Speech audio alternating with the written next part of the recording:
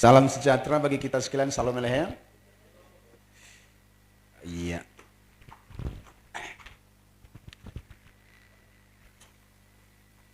Saya sudah berjanji bahwa di tahun 2021 ini kita akan belajar hati Tuhan, yaitu misi. Penyelamatan. Itulah hati Tuhan. Semoga di tahun ini dalam petunjuk Roh Kudus kita bisa mengerjakan visi Tuhan itu. Sebetulnya ini sangat tinggi sekali pelajarannya. Kenapa? Karena kita tidak lagi fokus pada diri. Kalau sampai kita bisa mengerti visi Tuhan, tidak lagi fokus pada diri kita sendiri, tetapi fokus pada agendanya Tuhan. Berarti ini adalah bagian orang-orang rohani. Orang-orang yang level kerohaniannya sudah meningkat. Sebab kalau kita masih berpikir soal pokok-pokok doa kita tentang diri kita, bisnis kita, anak kita, penyakit kita, kekayaan kita, dan air mata kita banyak tercurah untuk itu, tidak salah sebetulnya. Tetapi kalau masih terus selama 1 tahun ini tetap berkutat di situ, tidak ada air mata kita terhadap jiwa-jiwa, tidak ada kerinduan kita untuk berpikir tentang kebutuhan penyelamatan orang lain. Nah, inilah yang saya sebut bahwa kita masih kanak-kanak. Menggenggam mainan, menggenggam makanan kita sendiri dan nggak boleh disentuh oleh orang lain. Privasi kita terlalu tinggi. Sehingga waktu kita tidak boleh diganggu, kenyamanan kita diganggu, bisnis kita jangan sampai terhalang, keuangan kita jangan sampai berkurang. Nah, ini dia. Jadi kalau saya menyampaikan firman Tuhan, apa yang Tuhan taruh di hati saya mengenai hati Tuhan, agenda Tuhan, visi Tuhan. Wah, itu level iman kita sebetulnya sudah meningkat setingkat dari yang pertama.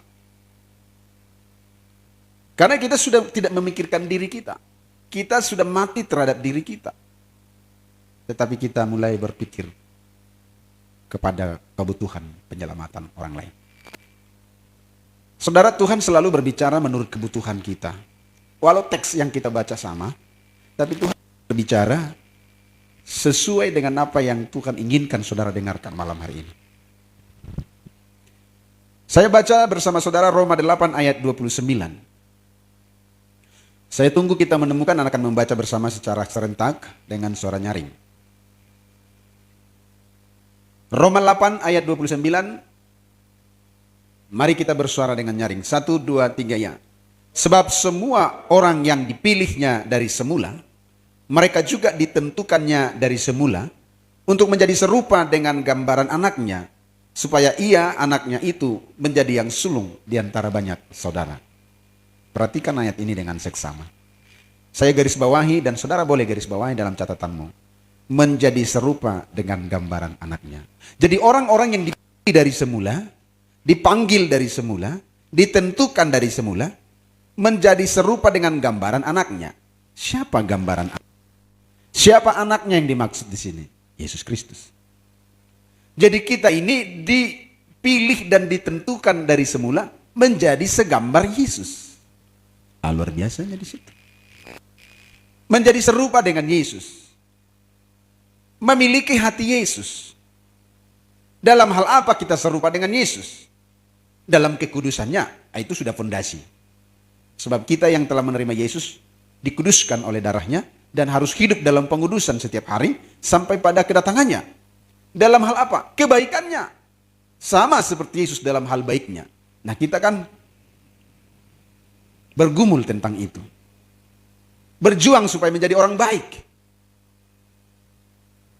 Dalam hal kasihnya, sama seperti Yesus mengasihi kita, kita mengasihi orang lain. Dalam hal jujurnya, Yesus itu jujur. Dalam hal setianya, Yesus itu setia. Dalam hal sederhananya, Yesus itu sederhana. Bahkan dari lahirnya dan hidupnya sehari-hari, bahkan sampai matinya, dia adalah pribadi yang sederhana. Jadi pesta pora bukan menjadi bagian dari kepribadian Tuhan Yesus. Maka kalau kita ini masih suka pesta pora, masih memikirkan hebringnya acara, masih memikirkan pesta adat dengan segala limpahannya, itu nggak masuk dalam kategori Yesus. Kalau kita ini ditentukan dari semula menjadi sama seperti Yesus, kita harus sama juga dalam sederhananya Yesus. Dalam hal apa lagi? Prinsip-prinsip hidupnya yang tidak terkontaminasi dengan parisi, dengan dosa. Dalam banyak hal. Tetapi karena poin saya dalam tahun ini berbicara soal hati Tuhan, misi, maka saya sampaikan dalam hal apa kita menjadi serupa dengan dia. Dalam hal visinya, misinya. Apa misi Tuhan? Bahwa misi Tuhan menyelamatkan yang terhilang. Jadi kalau kita mau berbicara tentang ini, kita menjadi sama seperti Yesus dalam hal misinya, maka Tuhan bentuk dalam roh kita menjadi roh yang sama untuk memiliki kerinduan menyelamatkan yang terhilang.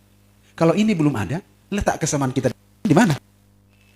Kalau ini tidak ada, letak kesamaan kita dengan Tuhan yang kita maksud di sini di mana? Coba kita lihat Lukas 19 ayat 10. Lukas 19 ayat 10 berkata begini, bersama kita menyebut dengan suara yang nyaring. Lukas 19 ayat 10, 1, 2, 3. Ya. Sebab anak manusia datang untuk mencari dan menyelamatkan yang hilang. Siapa anak manusia di sini? Yesus. Nah, adalah pribadi yang menjadi sama dengan Bapa. Yesus tidak sedikit pun berbeda dengan hati Bapa. Yohanes 3:16 berkata, karena begitu besar kasih Allah, Allah itu Bapa akan dunia ini. Sehingga ia apa? Mengorbankan anaknya yang tunggal. Siapa anaknya itu? Yesus. Jadi hati Bapa begitu kasih kepada dunia untuk menyelamatkannya, maka Yesus pun mendeklarasikan dirinya, ayat yang ke-10 tadi. Anak manusia datang untuk mencari dan menyelamatkan yang hilang. Sama dia dengan Bapa. Ada dua kata yang saya pelajari dalam ayat ini ketika mempersiapkan khutbah ini, yaitu kata mencari dan yang kedua menyelamatkan. Prinsip kita sebagai anak Tuhan yang menjadi sama seperti Yesus, memiliki hati Yesus, memiliki hati yang iba, memiliki hati yang rindu untuk menyelamatkan orang yang hilang, maka kita harus mencari. Maka saya katakan khotbah-khotbah ini adalah khotbah level 2. Kalau level 1 bagaimana diberkati, bagaimana bisnis kita, usaha kita. Panggil saya tumpang tangani warungmu, tumpang tangani kebunmu, tumpang tangani, ayo semua supaya nanti kaya kita. Ayo panggil saya tumpang tangani pacarmu supaya jadi nanti, supaya nggak membelok dia. Ayo panggil saya tumpang tangani kandunganmu supaya anakmu lahir. Itu perkara-perkara awal dasar. Saya tidak khotbah itu lagi. Walau itu penting dan aku yakin ketika kita memiliki hati Bapa, Dia juga akan tolong kita dalam perkara-perkara itu. Bukankah dia berkata, carilah dulu kerajaan Allah serta kebenarannya, maka semuanya itu akan ditambahkan. Jadi nggak berkutak lagi kepada semuanya itu. Tapi kepada kerajaan, perkara kerajaan Allah dan kebenarannya. Hati Bapa, hati misi Kristus, semuanya itu ditambahkan. Saya yakin kalau ada niat yang besar dalam hati saya dengan tulus untuk penyelamatan jiwa. Ada niat hati yang besar tulus pada kita untuk mendirikan sidang-sidang baru, bukan karena supaya besar, bukan supaya cari nama, bukan supaya cari duit, bukan supaya cari sponsor, tapi memang cari jiwa supaya tidak ada seorang pun yang binasa. Tuhan akan fasilitasi kita tentang itu semua. Yang ini tadi akan ditambahkan. Karena itu hati Dia. Orang kalau sampai mengerti hati kita, kita akan support dia. Ini orang yang mengerti hati saya. Dia mengerjakan pekerjaan yang kuinginkan. Kita pasti support dia. Minimal kita kasih bonus-bonus penggairah supaya dia terus berkarya bekerja. Apa bedanya dengan Bapak? Kalau Bapak lihat kita rindu jiwa diselamatkan. Kalau Bapak lihat kita rindu orang lain ditolong untuk mengenal Kristus, Dia support kita dengan segala sesuatu. kebutuhan tentang itu. Bisnis kita dengan tersendirinya diberkati Tuhan. Usaha kita dengan sendirinya diberkati Tuhan. Keluarga kita dengan sendirinya menjadi lebih baik. Karena kita ambil hati Bapa. Misi Kristus. Dia bilang, aku datang mencari dan menyelamatkan yang hilang. Ada banyak orang ciri-ciri terhilang itu adalah belum menemukan Tuhan. Belum menemukan apa yang menjadi hati Bapa. Dia pasti support kalau kita mengerjakan itu. Saudara, kalau saudara mengutus seseorang untuk misi kita, tidak akan kita bilang, pergilah, kamu kerjakan ini. Kau tahu kan apa yang di hati saya? Kamu lakukannya dan harus berhasil. Iya, nggak mungkin kita nggak support dia. Ini dana, ini uangnya, ini perongkosan sekian, makanmu sekian, ini bonusmu sekian kalau berhasil. Disupport. Tangkap hati Bapa, tangkap visi Tuhan. Ayo bergumul mencari jiwa. Dimulai dari hati yang rindu untuk penyelamatan. Banyak orang terhilang di sekitar kita. Jangan kau pikir kalau orang sudah jadi Kristen sudah selamat. Belum tentu. Kalau istri kita Kristen dari dulu tapi nggak pernah doa, nggak mau gereja, nggak menghargai Tuhan, nggak hidup dalam prinsip-prinsip kebenaran, dia udah selamat? Belum. Kristen? Iya. Atau sebaliknya suami kita berdoa makan saja dia nggak mau. Kalau dia makan sendiri misalnya pulang dari perusahaan atau pulang dari mana, kita intip. Saudara coba intip suamimu, makan berdoa nggak dia? Kalau masih berdoa dia dalam kesendiriannya, mungkin barangkali memang masih ada di hatinya menghormati Bapa yang memberikan makanan itu. Tapi banyak loh orang kita job tanpa doa. Itu artinya dia belum memiliki penghormatan setitik pun pada Bapa. Dia pikir dia bisa makan karena memang dia kerja, bukan karena campur tangan Tuhan. Selamatkan dia. Dia masih terhilang. Injili dia. Perkatakan perkataan rohani. Katakan firman yang menyelamatkan. Sebab kitab Injil adalah kekuatan Allah untuk menyelamatkan orang. Saudara sekalian yang saya kasih dalam Tuhan. Mencari berarti ada upaya kita untuk turun ke lapangan. Katakan amin. Pernah saudara kehilangan? Kehilangan kunci lah saya katakan. Tadi saya kasih istilah itu. Ada kunci. Misalnya saya berkunjung ke rumah Ibu Feby. Lalu ke rumah. Di rumah Bu Feby saya masih pegang. Dan ternyata sampai di rumah mau buka kunci, kok anak kuncinya nggak ada. Berarti terjatuh. Bolak-balik. Pasti bolak-balik. Karena mencari. Dan itu penting. Saya nggak bisa masuk rumah kalau tidak ada itu. Saya cari. Kalau itu malam saya senterin. Sudah balik 2-3 kali, nggak ada. Apa sudah puas? Enggak, cari lagi. Saya dengan Ibu Gembala pernah kehilangan sesuatu yang bagi kami berharga. Tanggal 1 Januari 2019 kalau nggak salah. Pas tahun baru, hilang sesuatu, gitu loh. Bolak-balik kami mencari dari awal ke mana sampai perhentian terakhir. Bolak-balik. Karena penting. Kalau kita menganggap bahwa kunci ke sorga, seperti yang Paulus katakan, celakalah aku kalau aku tidak memberitakan Injil. Arti celaka itu binasa. Jadi orang-orang yang tidak mau menginjil, tidak terbuka hati menyelamatkan orang lain, celaka, saudara. Luar biasa kan? Sama seperti kunci tadi. Kenapa saya bolak-balik cari sana sini? Karena saya tidak bisa masuk ke rumah tanpa itu. Kalau itu begitu penting, ini juga kunci kita untuk sukses bersama Tuhan. Tangkap hatinya, beritakan Injil, dan selamatkan mereka yang terhilang. Mondar-mandir sana sini. Bukan duduk. Duduk itu nunggu. Mencari tidak duduk nunggu. Coba kalau kita kehilangan anak. Hilang anak kita udah sampai jam 12 malam. Kita duduk aja di depan rumah. Kenapa Pak duduk di depan rumah sampai jam 12? Ada yang pulang second kerja. Anak saya hilang Pak. Hilang di mana? Tadi kami pergi ke Marina. Atau ke alun-alun wali kota. Kayaknya tertinggal tadi di sana atau bagaimana terselip. Jadi kenapa duduk-duduk di sini? Nggak mungkin kita duduk-duduk. Anak kita tertinggal di mana? Lalu mesti cari seperti Yesus yang terhilang di kerumunan orang. Ketika mereka umur 12 tahun Yesus, mereka datang mempersembahkan persembahan, beribadah ke Yerusalem. Ketika pulang Yusuf dan Maria bersama rombongan, Yesus tidak ada bersama mereka. Kemana mereka? Pergi bolak-balik cari sana sini dan akhirnya kembali ke bait suci dan ditemukan Yesus sedang berbincang-bincang dengan para tua-tua Israel. Jadi mencari itu ada usaha kita untuk datang. Ya, lalu menyelamatkan, bukan saja mencari tapi pastikan dia kita bawa selamat. Oke. Inilah yang pertama yang kita tiru dari Yesus kalau disebut kita menjadi sama seperti anak Allah. Dalam hal apa? Dalam hal hati, mencari dan menyelamatkan yang terhilang. Yang kedua, Lukas 5 ayat 31. Lukas 5 ayat 31 bercerita tentang tabib, hubungannya dengan orang sakit.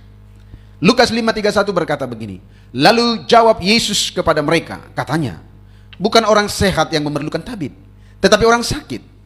Aku datang bukan untuk memanggil orang benar, tetapi orang berdosa, supaya mereka bertobat. Perhatikan, kita dibagi hati Tuhan pada malam hari ini. Orang-orang sehat tak perlu dokter. Orang sakit yang membutuhkan dokter. Artinya apa? Kepedulian kita terhadap orang sakit itu, itulah yang Tuhan maksud.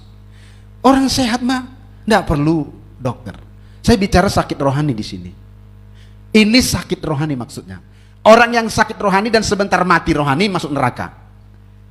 Kita peduli tentang itu. Banyak orang berkawan dengan orang-orang sehat. Apa gunanya? Orang udah selamat, nggak usah digendang-gendangi pun udah selamat. Tapi kita sedang berpikir apa yang disebut Tuhan di sini untuk memikirkan orang-orang yang belum selamat, sakit rohani, orang-orang yang lemah, orang-orang yang hilang, orang-orang yang sakit rohani. Doakanlah mereka, hadirlah dalam diri mereka. Orang-orang yang tidak benar, ayat 32. Aku datang bukan untuk memanggil orang benar, bukan untuk orang benar, tetapi untuk orang berdosa. Inilah prinsip Yesus. Saudaraku, Yesus tidak membenci orang berdosa. Yesus benci dosa. Bahkan kita mendengar sebutan bahwa Yesus sahabat orang berdosa. Ada satu buku itu, Yesus sahabat orang berdosa. Hatinya memang itu. Dia tidak risih menyentuh seorang perempuan pelacur, dan sentuhan itu menguduskan perempuan itu dan menangis. Dan pada akhirnya, pada gilirannya, perempuan itu menjumpai Yesus dengan membawa sebotol buli-buli minyak narwastu seharga 300 dinar, dituang di kaki Yesus dan diseka dengan rambutnya yang panjang. Keubahan hidup terjadi. Bayangkan seorang perempuan sampah disentuh yang Maha Kudus itu, berubah menjadi ikut dalam rombongan Yesus, melayani penginjilan bersama Yesus. Wow, luar biasa. Takut-takut saya keliru, orang baik malah rusak ku bikin. Itu yang menjadi tangisan saya. Orang benar malah nggak benar karena kehadiran saya. Itu yang menjadi parah. Tapi yang benar, Yesus melihat pelacur itu hendak dirajam, hendak dipukuli dan diadili para Farisi. Jadi orang yang suka-suka mengadili itu Farisi itu. Tidak ada hatinya itu penyelamatan. Tangkap! Lempar batu.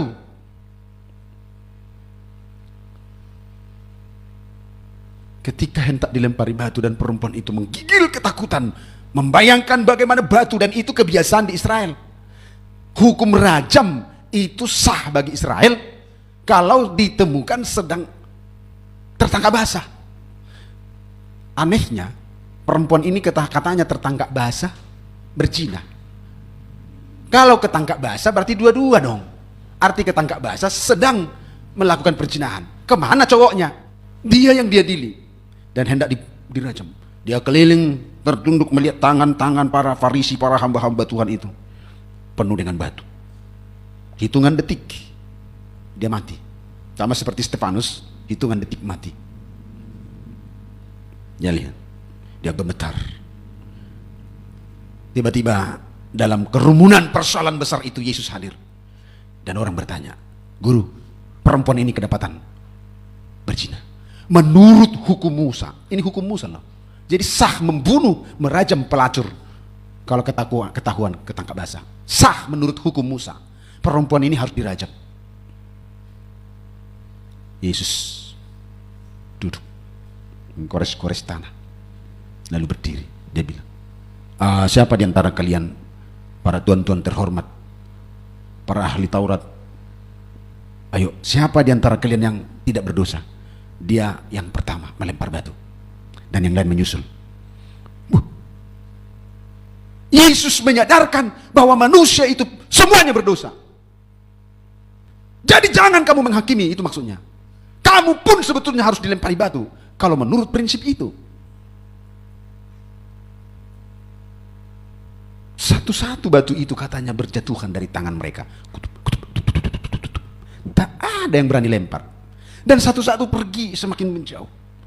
Dan Yesus bertanya, "Hai perempuan, adakah yang menghukummu?" Nangis dia. "Enggak ada Tuhan." "Oke, aku pun tidak menghukummu. Pergilah, ingat prinsip pertobatan, dan jangan berbuat dosa lagi." Disitulah keubahan itu terjadi. Sentuhan dari Yesus yang Maha Kudus itu mengubah manusia sampah itu menjadi orang yang diselamatkan. Jadi Yesus tidak memanggil orang benar, tetapi dia memanggil orang berdosa dan supaya mereka bertobat. Tujuannya supaya bertobat. Luar biasa hati Tuhan kita. Jadi kalau kita bernyanyi seperti Yesus, itu saja ku pinta, dalam jalanku sampai ke surga, saya mau seperti Yesus. Dalam hal apa? Dalam hal banyak tadi, dan salah satunya dalam hal misinya, hatinya menyelamatkan orang-orang berdosa. Yesus penuh belas kasihan terhadap orang berdosa. Ubah cara pandangmu. Ubah. Kadang kita kalau sudah melihat orang nggak benar, kita udah nggak mau tahu. Bayangkanlah kalau kita sudah nggak mau tahu dan kita sudah nggak peduli. Apalagi yang terjadi dengan orang itu? Nggak mungkin bisa kita lakukan lagi apa-apa. Nggak mungkin lah kalau kita sudah tidak mau tahu dengan orang, nggak mungkin lah. Dan kita sudah vonis bahwa dia ke neraka, misalnya. Saya semakin Tuhan bawa lebih luas memahami hati Tuhan begini. Saya menemukan beberapa orang yang hancur-hancuran pada awalnya, dan saya keliru melihat mereka. Kalau saya pakai pikiran saya yang pertama bahwa ini memang manusia hancur, manusia laknat, kenapa saya temukan mereka hari-hari ini sedang di dalam kerajaan Allah? Bisa nggak tangkap itu? Ada dulu, nggak usah saya sebut karena direkam. Saya waktu SMA, dia bandalnya minta ampun. Bandalnya minta ampun. Bahkan kami pas kebaktian begini, diributin. Kami Natal, entah apa buat hatinya panas, sudah dibagi lembaran-lembaran itu Natal Pemuda, lembaran untuk yang ada salib di depan gitu. Diambil, dirobekin, diinjak-injak. Kacau Natal kami waktu itu. Saya tahu dialah gembala sidang sekarang. Kadang-kadang kita terlalu picik, bahkan dengan anak kita yang begitu sulit kita atur pun kita pikir udah berakhirlah dunia ini. Belum tentu. Para sampah-sampah itu diubah Tuhan menjadi mutiara. Kalau kita mau membuka hati untuk itu. Gembala sidanglah sekarang, dan saya tanya, benar nggak dia itu betul-betul tuh? Oh benar, benar katanya. Karena kita kan nggak mampu menalar itu. Dia bandel. Tak tamat dia SMA atau tidak. Habis itu setelah menikah, sebelum menikah dan setelah menikah, bandar togel besar. Dari mana ceritanya bahwa ini akan menjadi gembala sidang? Jadi kalau nalar kita itunya kita letakkan, kita udah berpikir dah ada selesai itu. Enggak. Tuhan belum selesai dengan dia. Semoga kita bisa memahami apa yang saya maksud. Jadi kadang-kadang kan kita langsung vonis orang kan. manusia hadirat kain inamai. Kita udah seringkali bilang inamai. Pernahnya kalian dengar otak ni namai? Sering dia ada itu. Otak ni namai. Tuhan bilang, pendek kali otakmu. Belum, saya belum selesai dengan dia. Bagaimana?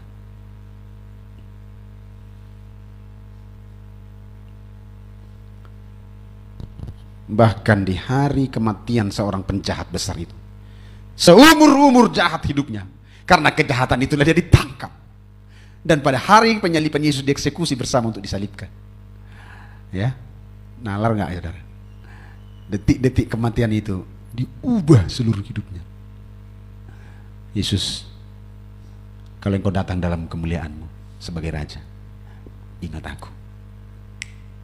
Tuhan bilang, hari ini kau bersama aku di Firdaus. Bayangkan, orang yang sehari-harinya memberontak, orang yang sehari-harinya buat jahat, oleh karena itulah dia ditangkap sama Pilatus, ditangkap sama pemerintah Romawi, dikurung. Pada hari Paskah, pada hari penyaliban Yesus, dikeluarkanlah dia menemani Yesus tersalib, seperti ribuan orang-orang yang lain telah tersalib. Tapi aneh, terjadi keselamatan. Dan Yesus yang berkata, hari ini kita bersama di Firdaus.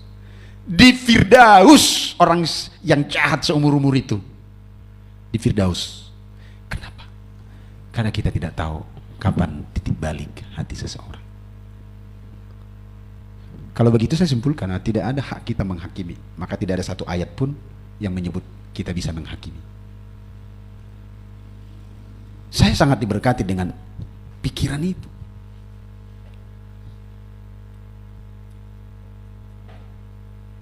Kalau kita pikir mah, betul lah itu, sudah di ujung tanduk, udah disalib, tinggal mati.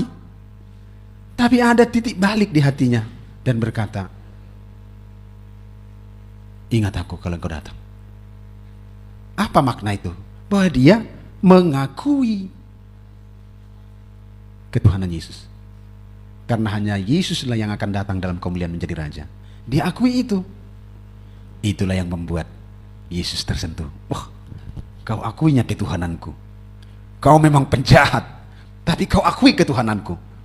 Hari ini kau bersama aku di Firdaus. Maksudnya, aku mati sekarang, sebentar lagi, jam 3 nanti aku mati. Kau juga mati nanti. Memang duluan Yesus mati, karena sampai sore, karena mau Paskah besoknya, karena mau Sabat besoknya, belum mati yang dua itu. Dipukuli kan, dipukuli, dipotong kakinya kan, supaya mati.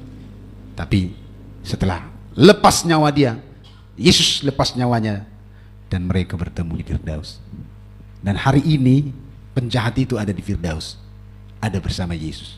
Bayangkan. Jadi kadang-kadang pikiran kita picik. Kita udah pikir udah tamat lah itu. Belum. Tuhan bilang aku belum selesai dengan dia. Bahkan terhadap anak-anak kita yang kita anggap terlalu bandel, atau terhadap suami kita yang kita anggap tidak mampu, Tuhan belum selesai dengan mereka. Kita kadang-kadang menyerah dengan hati kecil kita, dengan hati kita yang tidak kuat ini. Kita pikir udah tamat lah dia. Tuhan bilang belum, aku belum selesai dengan dia. Apa yang bisa kita lakukan? Mendoakan dia. Apa yang bisa kita lakukan? Memberikan firman. Haleluya. Ini yang Tuhan taruh di hati saya. Ini hati Tuhan. Alkitab sangat terbuka. Pelacur kelas kakap yang Yesus tembus lewat budaya, menabrak prinsip-prinsip keyahudian. Alkitab berkata bahwa Yahudi dengan Samaria tidak ada ketemuan. Tetapi demi penyelamatan, Yesus sengaja menyingkir dan melewati sebuah sumur yang disebut sumur Yakub. Dan di situ ada seorang pelacur, perempuan 5 suami, namanya perempuan Samaria. Yesus mematahkan batas itu untuk menyelamatkan perempuan ini. Kalau masyarakat mau udah berkata ini wanita pelacur, 5 suaminya, tapi yang ada pada dia pun sekarang bukan suaminya. Kita udah bilang, udahlah itu, ya sama pikiran nih, buru-buru naswasai, balok komedak kasih. Kita udah selesai, tapi Yesus belum selesai. Yesus selamatkan dia. Ketika dia diselamatkan, dia pergi ke kota Samaria. Dia bilang, aku udah bertemu dengan Mesias itu. Sini kalian ku ceritain. Banyak orang di Samaria yang diselamatkan dengan pemberitaan perempuan itu. Pelacur itu sampah masyarakat. Kenapa dia jam 12 siang? Di mana ada perempuan jam 12 siang ke sungai, ke sumur? Itu perempuan malas kita pikir kan. Pagi-pagi dong, jam 8 paling lama, nyuci piring dan nyuci apa segala macam. Tapi perempuan ini sengaja jam 12 siang. Kenapa? Malu dengan orang-orang lain. Udah selesai dulu semuanya. Barulah dia di situ. Membersihkan diri, mandikah atau apa. Perempuan tersisih ini di mata sang Mesias dengan hati misinya yang kuat itu dirubah menjadi penginjil handal. Jangan buru-buru menunjuk sesuatu yang menurut kita sudah jadi sampah. Di zaman sekarang ini apalagi sampah pun sekarang jadi barang berharga. Sampah-sampah sekarang didaur ulang. Masyarakat sekarang pun bisa mendaur ulang sampah-sampah yang tak berguna. Apalagi manusia di tangan Tuhan diubah menjadi mutiara. Sekarang yang penting jangan tutup hatimu terhadap penyelamatan jiwa. Karena dia datang bukan memanggil orang benar. Dia memang mencari orang terhilang dan orang yang hendak binasa. Carilah itu. Mungkin itu istrimu, mungkin itu suamimu, mungkin itu anak-anakmu, mungkin tetanggamu, rekan kerja, dan yang lain. Yang ketiga dan yang terakhir, Yesus penuh belas kasihan. Yang kedua tadi, Yesus mencari orang yang sakit dan orang yang tidak benar, orang berdosa. Dan yang ketiga, Yesus penuh belas kasihan.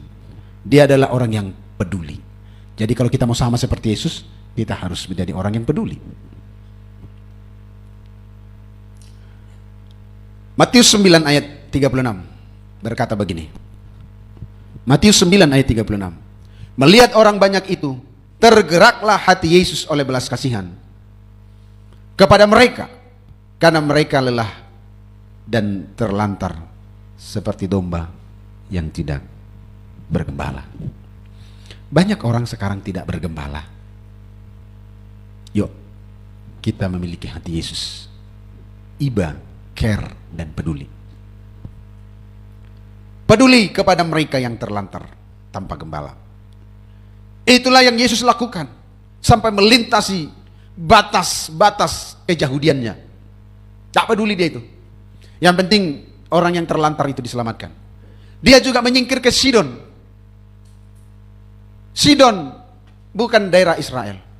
Dan di sanalah dia bertemu dengan seorang perempuan Sirofenisia. Datang berteriak-teriak minta tolong, anaknya kerasukan setan, anaknya perempuan. Yesus bilang, aku tidak diutus kepada Anda, saya diutus kepada domba-domba Israel yang terhilang. Tapi makin berteriak dia, Guru, Yesus anak Daud, selamatkanlah anakku. Lalu Yesus bilang, tidak pantas memberikan roti yang disediakan untuk anak-anak dan memberinya kepada anjing. Makin berteriak dia, ya Tuhan, tapi anjing itu pun makan dari remah-remah yang jatuh dari meja tuannya. Tersentuh hati Tuhan. Dan dia berkata, hai ibu, besar imanmu, jadilah seperti yang kau imani. Dan seketika itu juga katanya, anaknya sembuh. Yesus melintas ke Samaria. Yesus melintas ke Tirus dan Sidon. Karena hatinya hanya jiwa-jiwa. Yesus tidak membangun istana, membangun rumah. Dia hanya berjalan kian kemari mencari jiwa-jiwa yang terhilang. Semoga itu di hati kita.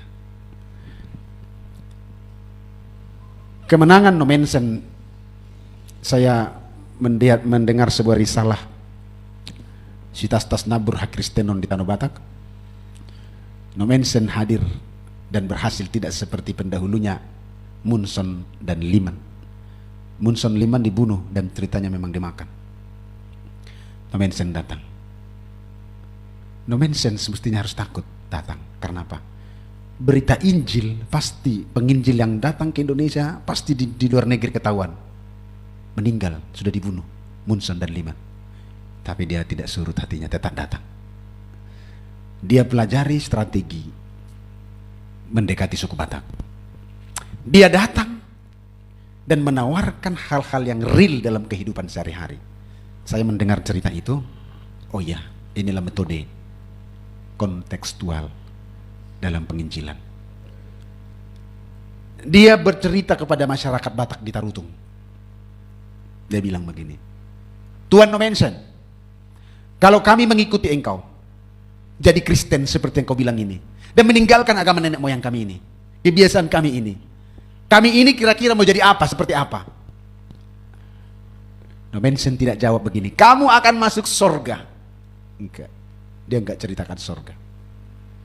Dia bilang kamu akan menjadi makmur, kamu akan memiliki makanan yang banyak, kamu akan menjadi cerdas pintar, kamu akan berpakaian tidak seperti ini banyak tak berpakaian. Hah? Kalau begitu kami maulah. Terus Nomensen menjadi guru tani, diajari bertani. Biasanya mereka bertaninya liar. Entah mungkin ada cara bertani modern yang dibawa dari Jerman, pengolahan tanah dan yang lain, sehingga tanaman mereka menjadi lebih baik, dan mereka melihat mereka menjadi makmur. Istri Nomensen mengajari menjahit, dijahitlah pakaian, dipakaikanlah orang anak yang tidak berpakaian, yang dulunya masih pakai baju goni, baju lak-lak. Jangankan zaman Nomensen, zaman opungku boru bersaksi, opung boruku, mamanya mamaku, berbaju lak-lak doa hidup berbaju goni na jolonu nganak boru. Itu opungku bilang. Ya opungku tahun berapa? Nomensen itu masih di belakang. Terus apa yang terjadi? Senanglah bangsa Batak menerimanya. Disekolahkan, dibuka sekolah, diajari baca tulis, menghitung.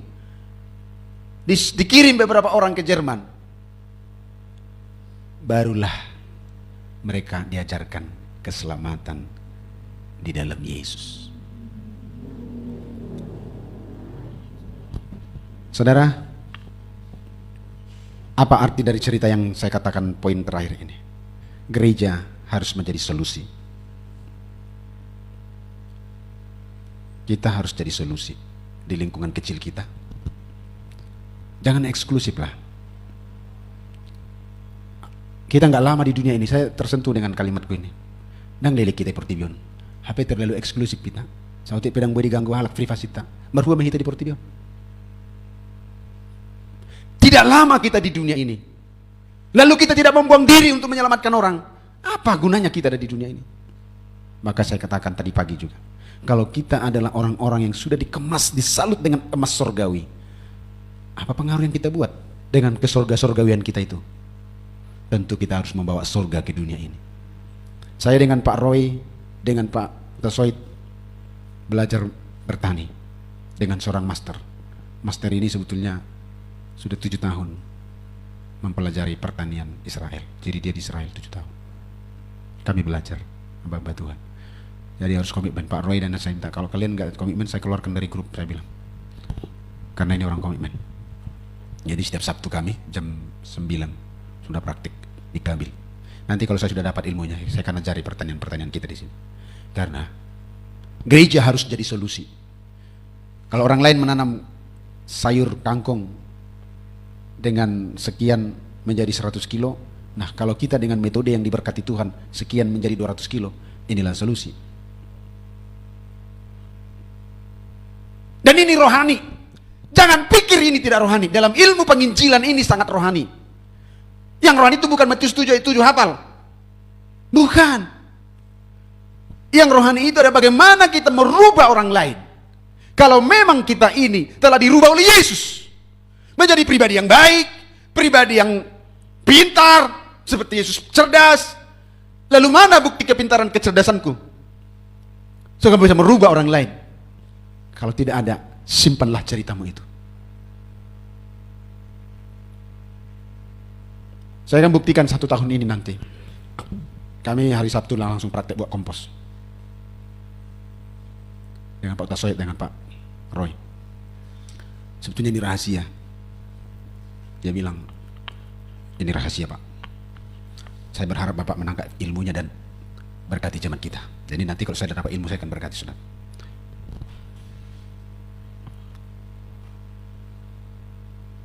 Dia memang ahlinya, jagonya dia. Jadi kalau kita ini tidak bisa membuat perubahan, bahkan kita malah menjadi sampah bagi masyarakat. Saya sedang bicara hati misi. Hati misi memang ya seperti Yesus. Nggak peduli dengan privasinya. Kadang mereka tidur di bukit-bukit. Kadang tidur mereka di rumah mertua Simon. Ya begitulah hati misi, karena ingin menyelamatkan orang lain. Maka saya katakan, saya bergetar melihat kalimatku ini. Kita ini tak lama di bumi ini. Kalau umur saya setahun 2 tahun lagi, tapi saya terlalu menjaga privasi saya. Tidak boleh diganggu jam tidur saya. Tidak boleh diganggu saya. Padahal umurku cuma 2 tahun lagi.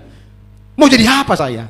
Apa yang harus bisa buat? Justru sebetulnya karena kita tahu waktu kita tidak lama di bumi ini, kita mesti lebih banyak membuang diri agar ada yang kita bawa laporan tulisan hidup kita ketika bertemu dengan Sang Raja, Sang punya kehidupan itu. Kita kan gak lama. Saya hanya berpikir itu, dan ini bicara misi. Bagaimana mengubah orang yang tidak benar menjadi benar? Bagaimana mengubah orang bodoh seperti tadi pagi sampaikan? Istilah orang Batak, sate, soto, mate, naoto. Memang naoto doh mate maho. Tapi bukan itu. Malah sekarang disebut seperti Pak Demak bilang, sate, soto, mardongan, huanisuk. Ajari naoto, asa lambisuk, katakan amin. Jangan kalau udah bodoh, naoto anatongi, oto udah tongi, apalagi dibuat menjadi label sumber kebodohan. Di kaum muda saya pernah larang itu. Kalau ada orang agak bodoh-bodoh, jangan jadi dibuat itu seperti itu, bahaya itu. Justru kita cerdaskan orang lain kalau kita memang cerdas. Itulah tugas hati misi. Kalau punya hati misi, saya ingat dosen kami namanya Bredso, orang Australia, bersama istrinya. Anaknya masih kecil-kecil. Tuhan bilang begini, kamu harus berangkat ke Indonesia. Pertimbangannya mereka di sana nyaman dan harus tinggalkan anak. Ketidaknyamanan harus diambil dan buang kenyamanannya. Dan ada di Indonesia. Ini kalau saudara sering baca buku misi, itu akan mengubah sikap kita. William Carey, bagaimana dia meninggalkan kenyamanannya di Eropa dan menjadi orang yang sakit-sakitan di India karena hati misi, menyelamatkan orang terhilang.